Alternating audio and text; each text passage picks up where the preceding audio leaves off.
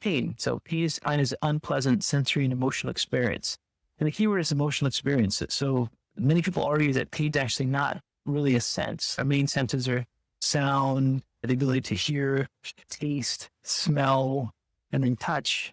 But pain is really, some people consider it really an emotional experience.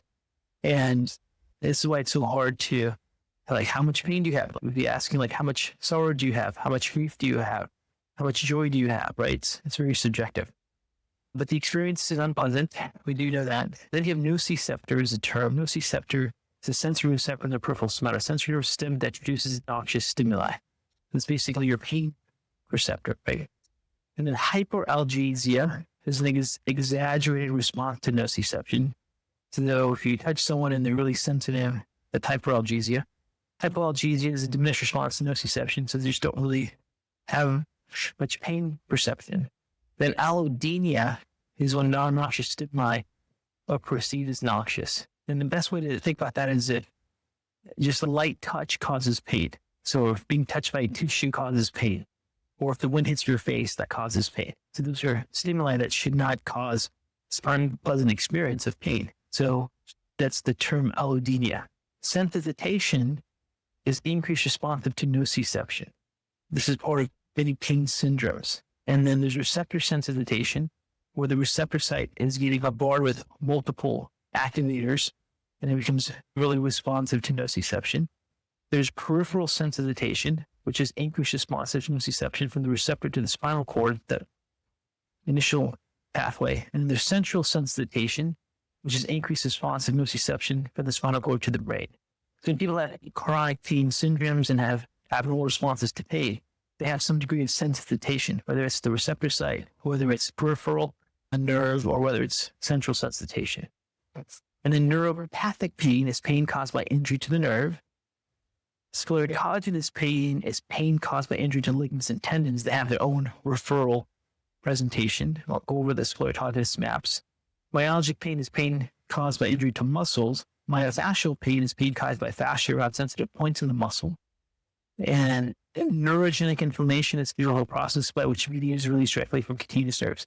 So neurogenic inflammation happens when there's increased sympathetic tone in an individual, and then their nerve fibers themselves release things like substance P and inflammatory mediators that cause pain. So it's really something where it's a phenomenon from brain down, that the sympathetic nervous system actually generates inflammatory responses in peripheral tissues, not the other way around where you have injury to a receptor site and it's perceived at the brain. And we'll show you some mechanisms and illustrations of that. And then dysautonomia is dysfunction in the autonomic nervous system. And many people that have chronic pain syndromes have a sympathetic tone that's very high, and sympathetic tones increase the release of catecholamines, and catecholamines sensitize these nociceptors. So it makes pain much more painful, or much more of a negative emotional experience when those receptors are activated. Okay, so those are the basic terms and definitions. That kind of gives you a little bit of an overview of the different topics that we'll be going over. Now, before we go further, let's go over some really important concepts related to pain as well. So, concept one, the perception of pain is brain-based, right? So, ultimately, if you experience pain, then areas of your brain are firing. And we'll go over all the different regions of the brain and how they fire, and some clinical considerations when you see central-based pain patterns. But pain is brain-based. And then people have dysfunction in the brain or have plasticity and negative plasticity in their brain, they can start to experience pain that may not even be there. And then you have concept number two, which is pain does not equal the amount of tissue damage. So there's no direct relationship with the amount of pain someone feels and the amount of injury they have to the tissue. So some people will be hyperalgesic, just very light amounts of stimulus will cause a lot of pain. And this is important to understand, because if you're looking at pain directly related to injury, you're going to really miss how this works. So you could have people that have all different types of pain expressions, more or less, really based upon the activation, integration of input that's actually getting to the brain and how the brain is processing it. So concept number three, many physiological and psychological variables impact pain perception. A big part of pain perception in the brain is there's a limbic connection, an emotional connection. So they've done research, and I'll show you some of these papers, but if you have increased emotional anxiety, for example, then pain is worse. So think of if you're in a good mood and you hit your toe and it hurts, versus if you're in a bad mood and you hit your toe. You're having experience more suffering when you're in a bad mood because your limbic system is already activated, firing, and then you amplify that with, let's say, injuring your toe. And then concept number 4, chronic pain is due to activation of the pain pathways, lack of activation of the pain inhibitory pathways, or both. So there's actually a really important loop that's involved with nociception, perception of brain signals for pain. So you have input that's coming in to the brain to perceive pain, and then you have inputs from the brain that actually inhibit inputs from the spinal cord. Then you have inputs from the spinal cord that also inhibit pain. So when people have chronic pain syndromes, they may lose either their inhibition mechanisms, or they may have sensitization of the receptor site, or they may have exaggerated responses and perception of the brain because the brains are close to threshold. So all these different variables that we'll talk about. But this is what's important to understand.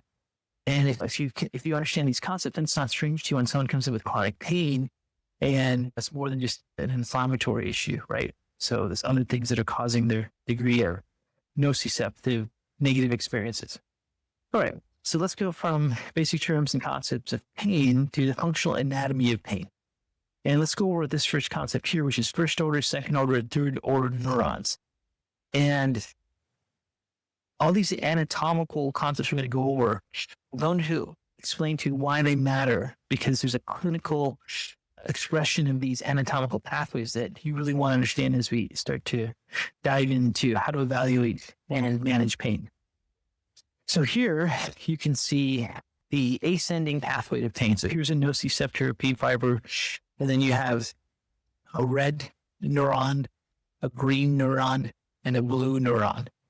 This red neuron is really the first primary order. They call it first order, second order, third order neuron. The first order neuron here is a nerve from the receptor site to the spinal cord. And the second order neuron is this nerve from the spinal cord up to the thalamus. And then the third order neuron is this neuron from the thalamus to the cortex. So primary, secondary, tertiary neuron, first order, second order, and then third order neuron. Okay, so that's interesting, but why does that matter? That matters because there's a concept of neuron convergence that you have to understand. So for example, you have many more first order neurons than you do have second order neurons. And this is one of the reasons why we have peripheral pain. If you look at, for example, a visceral pain, where someone, for example, gets a heart attack, having a jaw pain, or they get pain in their chest or all the way down their arm, why is their heart pain being expressed down their arm, right? But as someone who has, let's say, gallbladder issues can have severe mid-back pain or pain in their shoulder.